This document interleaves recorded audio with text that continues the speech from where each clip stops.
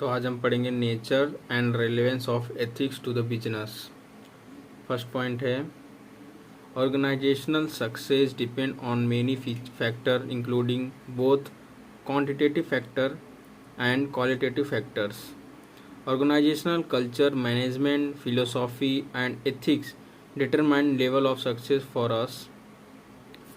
Whatever may be the size of business and industry, business ethics is not most important aspect. Ethics determine what should and what should not be done in the organization to remain ethical.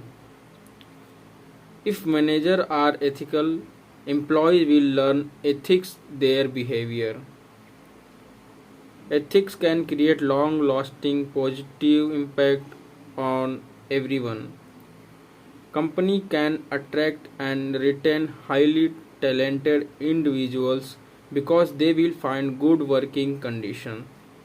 So these are the nature of relevance of ethics to the business. Thank you.